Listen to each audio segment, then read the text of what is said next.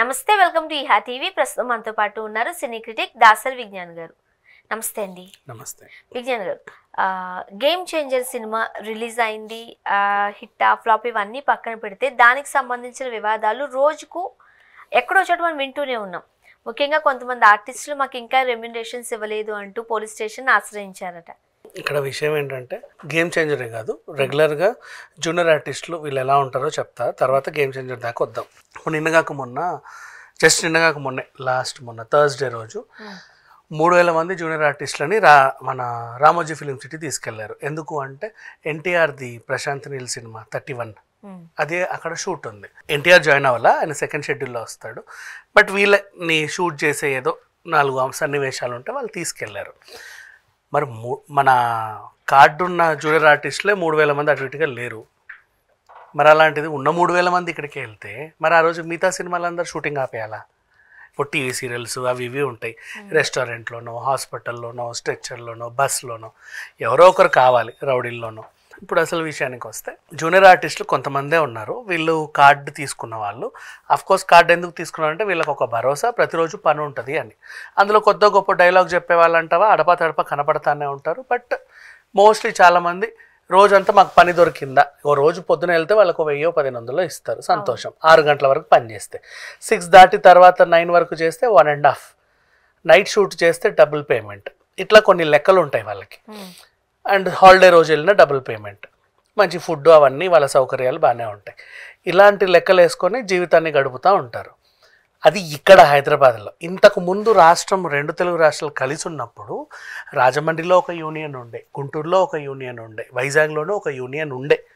వాళ్ళందరూ అక్కడ ఎప్పుడైనా షూట్లు జరిగినప్పుడు వీళ్ళందరూ వెళ్ళి అక్కడ ఆ షూటింగ్ని పూర్తి చేసి ఎంతో కొంత పుచ్చుకొని వచ్చేవాళ్ళు.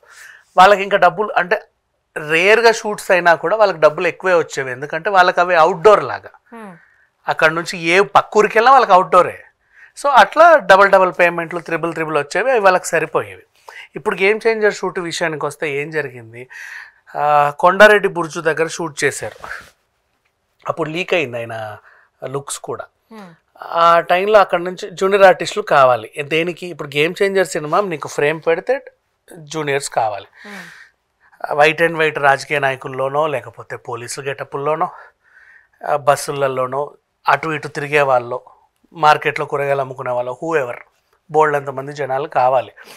అండ్ ఇప్పుడు అక్కడ అంటావా కొండారెడ్డి బుర్జ్ దగ్గర ఆయన ఫ్లాష్ బ్యాక్ ఎపిసోడ్లో ఇప్పుడు శ్రీకాంత్ నేనే ముఖ్యమంత్రిని అని చెప్పే టైంలో చాలా మంది వింటా ఉంటారు. మనకి ప్రతి ఫ్రేమ్ లోను కాస్త జనాలు ఎక్కువే కనిపించారు. అవును, వాళ్ళందరినీ ఎక్కడెక్కడ నుంచో తీసుకురావాలి. 3 క్యారెక్టర్లే కనిపిస్తుంటాయి, బట్ గేమ్ చేంజర్ ఫ్రేమ్ అంతా జనాలు ఉన్నారు, ఎక్కువ మంది. అది కూడా అట్లా. ఇప్పుడు ఏదన్నా కార్డు ఉన్న వాళ్ళు తక్కువ మంది ఉంటారు కాబట్టి వీళ్ళు ఏం చేస్తారంటే కోఆర్డినేటర్స్ని పిలుచుకొని ఎక్కడైనా జనాలు కనుక్కొని తేండి, మీకు ఎంతో కొంత ఇస్తే మీరు వాళ్ళకి ఎంతో కొంత ఇచ్చుకోండి అని చెప్తారు. రెగ్యులర్గా రాజకీయ సభలకు ఎలా అయితే తీసుకెళ్తారో అలాంటి వాళ్ళనే దీనికి కూడా వాడుకుంటూ ఉంటారు. వీళ్ళు ఖాళీ టైంలో క్యాటరింగ్లు గట్రా చేసుకుంటారు. అంటే రోజు కూలీ టైప్ పనులు అన్నమాట. కష్టజీవులు కాదు, జస్ట్ వెళ్ళి చిన్న పనులు చేయించుకొని ఆ రోజు గడిపే జనాలు వీళ్ళు. స్టూడెంట్స్ని ఫ్రీగా దొరుకుతారు. ఎలా అంటే ప్రభాస్ని చూస్తావా? చూస్తా, దగ్గర నుంచి చూపిస్తా. రామోజీ ఫిలిం సిటీకి ఎప్పుడైనా వెళ్ళావా? ఎప్పుడు వెళ్ళా, నేను ఫ్రీగా తీసుకెళ్తా, బస్ ఎక్కించి పట్టుకెళ్తారు. నీకు ఫ్రీగా ఫిలిం సిటీ చూసావు, నువ్వు ప్రభాస్ని చూడడానికే వచ్చావు, నీకు ఇంకా బంపర్ ఆఫర్ ఏంటంటే పక్కన నీకు రజనీకాంత్ కనబడతాడు, వెనకాల కమల్ హాసన్ కనబడతాడు, అందరినీ చూసి వస్తావు. 3 పుట్లు మేపుతున్నాడు, మళ్ళీ దానికి తోడు ఎంతో కొంత చిల్లరిస్తాడు, యూ విల్ కమ్ బ్యాక్. ఇలా ఔత్సాహికులు చాలామంది వెళ్తూ ఉంటారు. బస్సులు నిండుగా జూనియర్స్ వీళ్ళు తరలిస్తూ ఉంటారు. కోఆర్డినేటర్స్ వీళ్ళకేంటి, ప్రొడ్యూసర్ ఏజెంట్కి డబ్బులు ఇస్తాడు, ఏజెంట్ వీళ్ళకి డబ్బులు ఇస్తాడు, వీళ్ళు మిగిల్చుకుంటారు అవి. ఇట్లా వీళ్ళ ప్రయాణం. అండ్ ఇప్పుడు గుంటూరు విజయవాడ నుంచి కొంతమంది జనాలు 350 మంది నాకు తెలిసిన వాళ్ళు ఉన్నారు అని ఇందులో ఉన్న డైరెక్షన్ డిపార్ట్మెంట్ ఆయన చెప్పాడు. మేనేజర్కి అన్ని డబ్బులు ఇచ్చే కంటే వీడికి తెలిసిన వాళ్ళు ఉన్నారు కదా, మనం వాడుకుందాం, మనోళ్ళు ఎంత ఇవ్వాలి, ఎంతో కొంత సార్ నేను చూసుకుంటా. అక్కడ తరుణ్ అనే ఒక జూనియర్ ఆర్టిస్ట్ ఇక్కడ ఉన్న స్వర్గం శివ అనే ఆయనకి పరిచయం. ఫోన్ చేసి 350 మంది కావాలరా అంటే అరేంజ్ చేసేసాడు. పాపం సినిమా షూటింగ్ అయిపోయింది. వీళ్ళు అక్కడ షూట్ చేసుకొని హైదరాబాద్ షిఫ్ట్ అయిపోయారు. సార్ డబ్బులు మీది కదా, హైదరాబాద్లో జరుగుతుంది ప్రజెంట్ షెడ్యూల్, ఇది అయిన తర్వాత పేమెంట్లు వస్తాయిలే, ఓకే వస్తాయి కదా అంతే, కొన్ని కొన్ని సినిమాలు అంతే. పైగా రామ్ చరణ్ చూసిన సంతోషంలో కొన్ని రోజులు ఆగుతాం కూడా. అది కూడా కరెక్టే. అండ్ ఇంకోటి పెద్ద సినిమా, మనం హైదరాబాద్లో ఉంటే వెంటనే వెళ్తే ఇచ్చేవాళ్ళు, మనం ఇక్కడెక్కడో కదా ఉన్నాం, ఇస్తారులే. లేదా నెక్స్ట్ నేను వస్తా కదరా విజయవాడకి, యాక్చువల్ 2వ తారీఖు నేను రావాలి, వచ్చేటప్పుడు తీసుకొస్తాను నీకు, ఇలా చెప్తారు వాళ్ళు ఆపడానికి. ఇప్పుడు సినిమా రిలీజ్ కూడా అయిపోతుంది, ఫ్లాప్ అయింది కదా, అందుకే ఆ పేమెంట్లన్నీ ఆగిపోయాయి, మాకు కూడా రాలేదు అసలు చెప్పాలంటే, నేను ఇప్పుడు వేరే సినిమాకి పనిచేస్తున్నా అంటాడు. సరేలే అంతే. ఇప్పుడు 350 మంది లొకేషన్కి వెళ్ళారు అంటే, 350 మందికి ఇంకో 350 మంది పరిచయం అవుతారుగా వాళ్ళు. ఏంటో గేమ్ చేంజ్కి అసలు డబ్బులే రాలేదే అంటే, అదేంటి మాకు ఇచ్చారే, అవునా నువ్వు ఎక్కడ చేసావు, మేము ఇక్కడ చేసాం, మేము అక్కడే చేసాం, మరి మీకు ఇచ్చి మాకెందుకు ఇవ్వలేదు, మీ ఏజెంట్ దొబ్బు ఉంటాడు కనుక్కో. మళ్ళీ వాళ్ళు ఫోన్ చేసి అన్న డబ్బులు ఇచ్చారంట కదా, మీరు ఒకసారి ఏజెంట్తో మాట్లాడండి అంటే వీడికి కోపం వస్తుంది, తిట్టేస్తాడు, తిట్టి పెట్టేస్తాడు. ఇప్పుడు ఇక్కడ విషయం ఏంటి, ఈ 350 మంది ఎవరిని అడుగుతారంటే, ఎవడైతే మమ్మల్ని తీసుకొచ్చాడో వాడిని అడుగుతారు.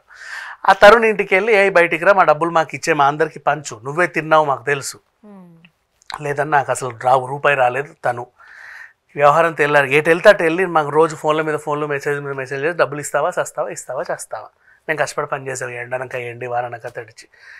ఈ తరుణ్ ఆయన ఏం చేశాడు, వెళ్ళి పోలీస్ స్టేషన్లో కేసు వేసాడు, నేను పలానా గేమ్ చేంజర్ సినిమా ద్వారా నేను మోసపోయానండి, నాకు పేమెంట్ ఇస్తానని ఇవ్వాల, నేను I'm responsible for this 350 members, మరి వీళ్ళందరూ నా ఇంటికి వచ్చి గొడవ చేస్తున్నారు, నన్ను ఏం చేయమంటావు.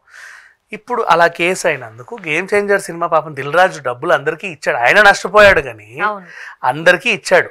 దిల్ రాజు గారు ప్రొడక్షన్ అంటే అందరికీ పేమెంట్లు ఇచ్చాడు. మరి ఇప్పుడు ఈ మచ్చ నాకెందుకు అనుకున్నాడు ఆయన, ఆయనకు అట్లీస్ట్ ఈ కేసు వల్ల రీచ్ అయింది. సో ఇప్పుడు తెలిసింది ఎవరు తిన్నారు, ఆ డబ్బులు ఎక్కడికి వెళ్ళాయి, ఏజెంట్ ఎవరు, వీళ్ళంతా తెలిసి ఏదో రకంగా సర్దు మనకి ఇస్తారు, ఇవ్వరని అది కాదు, బట్ రెగ్యులర్గా షూటింగ్లలో జరిగేవే ఇవి. ఎక్కడికో అవుట్డోర్ షూటింగ్ అనగానే ఆ దగ్గరలో ఉన్న అరే 10 మందిని తీసుకురంటే వాడు తెస్తాడు, సాయంత్రానికి డబ్బులు ఇస్తా అంటే వీళ్ళు అక్కడ నుంచి షూటింగ్ అయిపోయి వెళ్ళిపోతారు, ఇస్తాంలే అంటారు. కానీ ఆ నమ్మకం, సినిమా వాళ్ళు మాకు బాగా దగ్గర వాళ్ళు, రామ్ చరణ్ సినిమాకి అసలు నేను దగ్గరుండి తీసుకెళ్ళా, ఊర్లో కూడా గొప్పలు చెప్పుకుంటారు కదా. ఇంకోటి వాళ్ళు మినిమం ఇస్తారు డబ్బులు 1500, 100% ఇస్తారు. ఎంత అనుకుంటున్నారు, 400, 500, కొంతమందికి అయితే మరీ దారుణంగా 300 కూడా ఇస్తారు. అవి కూడా ఇవ్వరు, పొద్దు నుంచి సాయంత్రం వరకు ఉండాలి, ఫుడ్ పెడతారు, ట్రాన్స్పోర్ట్ ఫ్రీ ఉంటుంది, ఎట్లా చచ్చినట్టు తీసుకెళ్ళాలి మరి మీ లొకేషన్స్ ఎక్కడో తెలియదు. 300 ఇచ్చే అంత దొబ్బేసే వాళ్ళు కూడా ఉన్నారు. మనిషి మీద అంత తినేసి వాళ్ళేమో వాళ్ళ రొటేషన్లు వాళ్ళ అవసరాలు అన్ని తీర్చుకొని ఇంట్లో ఫ్రిడ్జ్లు 20% తీసుకున్నామంటే అనుకోవచ్చు. లేదు మొత్తం 20% వాడికి ఇస్తారు, మొత్తం తీసుకుంటారు. అలా తీసుకుంటే ఇప్పుడు జరిగిన ఇది పాప సరే అంత తీసుకున్నా మంచిది, వీళ్ళకి అసలు ఇవ్వలేదు కదా, ఇక్కడ వచ్చింది ప్రాబ్లం.